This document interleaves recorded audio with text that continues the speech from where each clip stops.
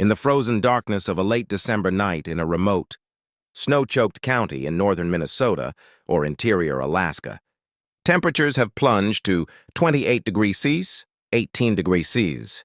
Blue and red emergency lights pulse weakly against the falling snow, barely able to cut through the heavy darkness and swirling flakes. A middle-aged woman named Margaret Maggie Whitaker, bundled in a cream-colored wool coat now dusted white, stands in the middle of a narrow, unplowed Forest Service road. Her face is flushed with fury and cold, her blonde gray hair escaping wildly from under a knit cap. She is leaning forward aggressively, one arm extended, fingers stabbing the air toward a shivering young man wrapped, head to toe in a crinkling silver emergency blanket that makes him look like a misplaced Christmas ornament.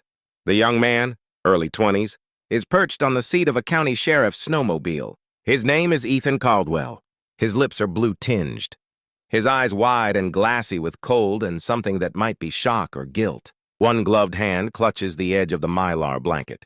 The other is cuffed to the metal frame of the snowmobile. Flanking Ethan are two sheriff's deputies. The taller one, Deputy Lucas Brandt, helmet visor up, watches the scene with the weary expression of someone who has seen too many night calls.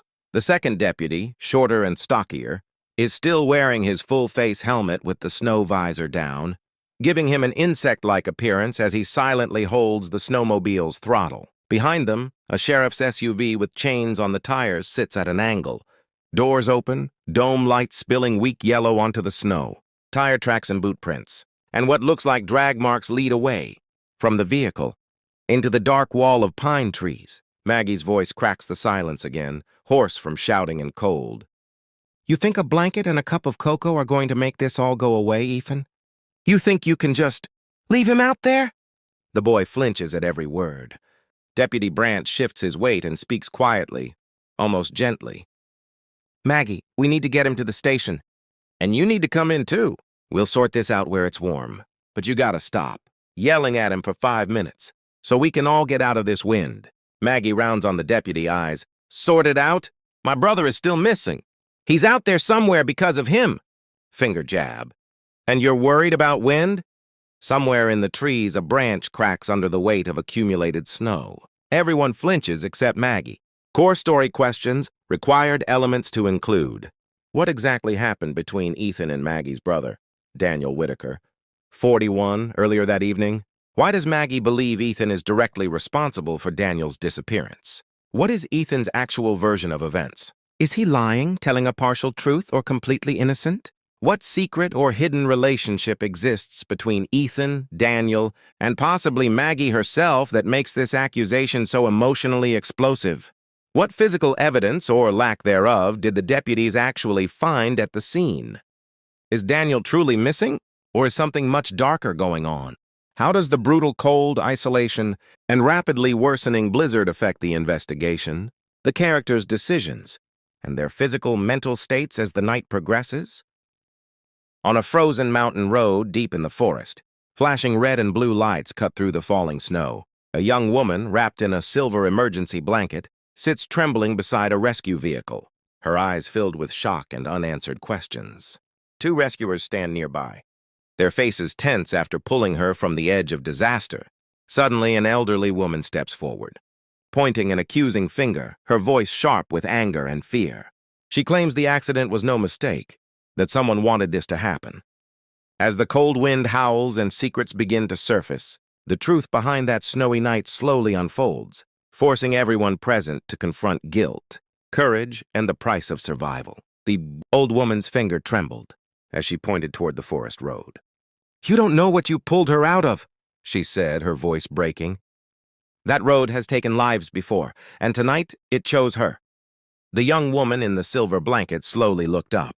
Snow clung to her lashes as memories returned in fragments, the screech of tires, a shadow moving across the road, a sudden shove of fear that made her lose control. "Someone was there," she whispered.